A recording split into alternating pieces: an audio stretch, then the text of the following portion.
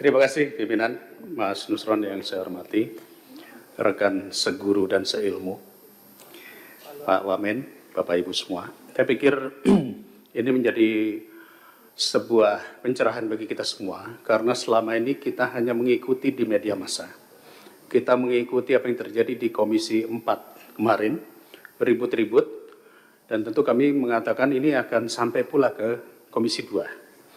Dan setelah penjelasan tadi, kita mulai melihat benang merahnya. Kalau saya perhatikan, benang merah ini berasal dari usulan desa. Dan saat ini kepala desa itu sudah dipanggil kejaksaan, kalau saya tidak salah ya, terutama yang Kohot.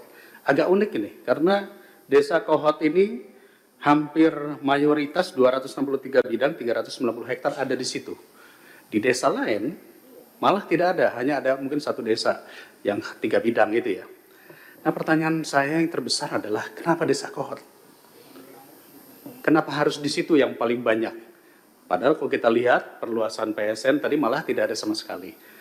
Lalu kenapa pemerintah daerah, terutama dalam hal ini adalah Kabupaten Tangerang, dengan mudah membuat RT RW ataupun tata ruangnya tanpa melakukan pemantauan secara khusus? Saya mengapresiasi yang disampaikan Mas Menteri tadi, bahwa ini ada oknum ATR yang bersalah dan sudah dilakukan penindakan. Saya pikir ini sangat bagus karena jadi tidak melebar kemana-mana. Kita tahu bahwa usulan-usulan di bawah sekian ribu meter itu adalah di level kantah. Artinya ini sudah diselesaikan, oknum-oknum itu harus ditindak. Tentu harus melalui proses jalur hukum. Tetapi sekali lagi, saya masih bingung, Pak Nusron ya, kenapa desa Kohot paling banyak dibanding dengan desa lain? Ya, bahkan saya dengar katanya kepala desanya naik Rubicon. Kami aja belum tentu kebeli di sini. Jadi ini menandakan bahwa ada permainan antara pengembang atau pengusaha dengan wilayah-wilayah tertentu yang dimudahkan. Dan uniknya ini Kabupaten Tangerang ini cukup banyak. Di Jawa Barat, di Bekasi, saya dengar kemarin beritanya, itu oleh pemerintah provinsi ditolak penggunaan KPPRL itu ya, itu ditolak padahal sudah mengajukan berkali-kali.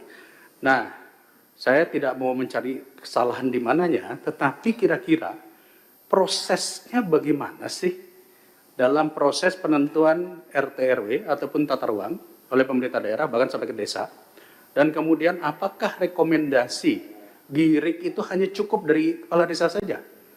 Karena kalau tidak, ini nanti akan termanfaatkan juga di desa-desa lainnya. Rekomendasi hanya keluar dari kepala desa. Dan kalau nggak salah di desa Kohot ini kan banyak dipalsukan. Nah, proses pengusulan menjadi GIRIK dan sertifikat hak milik, perlukah kita kaji ulang? Karena kalau tidak, ini nanti akan terjadi di tempat-tempat lain. Dan ini mungkin sudah terjadi di beberapa wilayah, ya, Makassar dan lain-lain.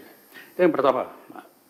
Yang kedua, saya pikir saya harus mengapresiasi rencana besar kerjasama dengan Kementerian dan kami cocokkan dengan data peta BIG tentang data peta spesial tematik tentang garis pantai. Mana yang ada di garis pantai, mana yang ada di luar garis pantai. Karena kalau yang di luar garis pantai itu tidak bisa disertifikatkan, karena itu namanya masuk dalam Kemen Property atau Kemen Land. Sementara yang masuk di dalam garis pantai itu masuk namanya Private Property. Ini yang bisa disertifikatkan.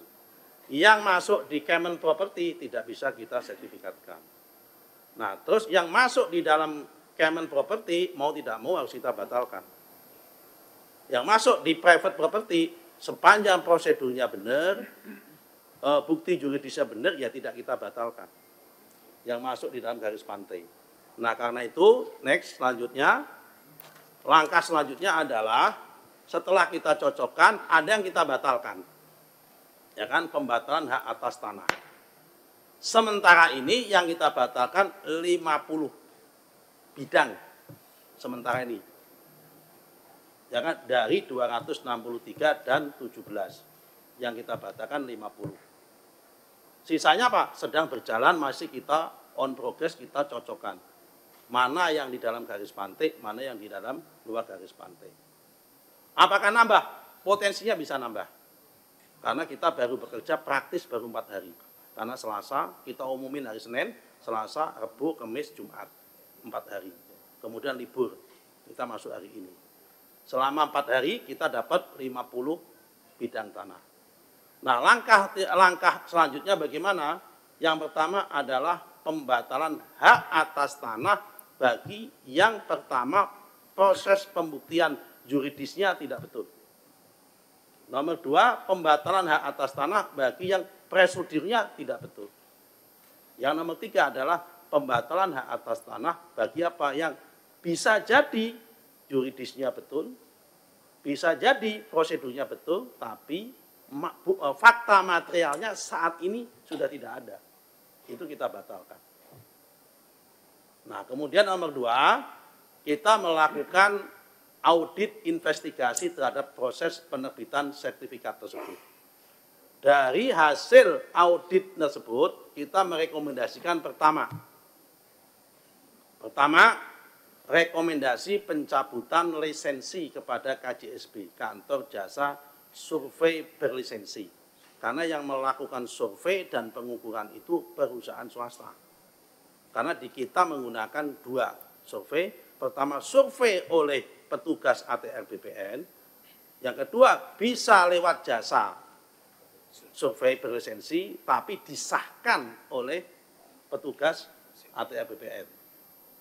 Nah, kemudian kita memberikan sanksi berat, pembebasan dan penghentian dari jabatannya pada mereka yang terlibat, kepada 6 pegawai, dan sanksi berat kepada 2 pegawai. Nah, nama-nama pegawainya siapa saja kami nggak bisa sebut, ya kan? Kami hanya sebut inisial. Yang pertama adalah JS, Kepala Kantor Pertanahan Kabupaten Tangerang pada masa itu. Kemudian SH, ex Kepala Seksi Penetapan Hak dan Pendaftaran. Kemudian ET, ex Kepala Seksi Survei dan Pemetaan. Kemudian WS, Ketua Panitia A, kemudian YS, Ketua Panitia A, kemudian